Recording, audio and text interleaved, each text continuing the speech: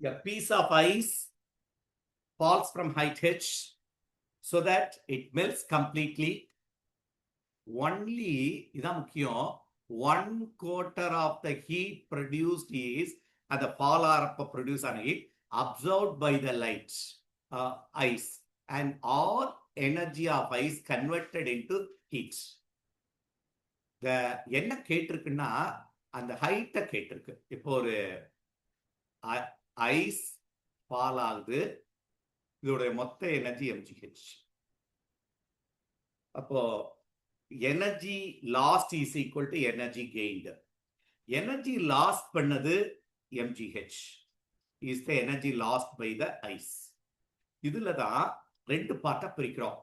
First part of the energy use to produce absorb ice and converted into water. அப்போ இது first part.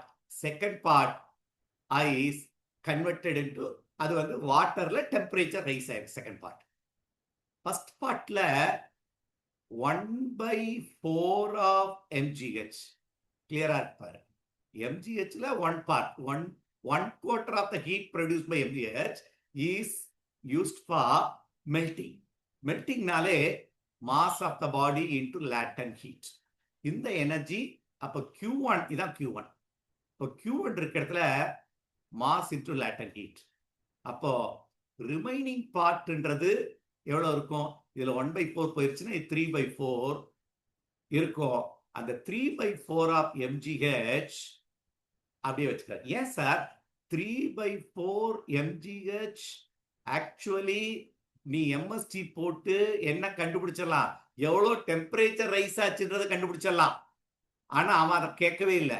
ஹைட்டை கேட்டதுனால அந்த second பார்ட்டை நம்ம ஹைட்டாவே வச்சுக்கிறோம். அந்த energy we didn't convert that into how much temperature rise in water அப்படின்னு கேட்டிருந்தான்னா MST போட்டு ரைஸ் ஆன டெம்பரேச்சர் கால்குலேட் பண்ணிடலாம். அதுவும் கொடுக்கல. அவன் ரைஸ் இன் டெம்பரேச்சர் கேட்கல, specific capacity of the material கொடுக்கல. அப்போ ஹெச் தான் கேட்டிருக்கு. அவ்வளவுதான் formula. mgh. Energy lost is equal to ரெண்டு பார்ட் ஆஃப் எனர்ஜி கெயின். ஒன்னு அந்த ஐஸ் வாட்டரா மாறுற எனர்ஜி, இன்னொன்னு வாட்டர் ரைஸ் ஆன டெம்பரேச்சர். அதை டெம்பரேச்சர் ரைஸ் பண்ணலாம், அந்த பார்ட்டை அப்படியே வச்சுக்கிட்டோம் 3/4. இப்போ ஹெச் கண்டுபிடிக்க வேண்டியதான். எம் காமனன்ட் கேன்சல் பண்ணிடு, மாஸ் கேன்சல் ஆயிடுச்சு. உனக்கு வேண்டியது ஹெச் தான்.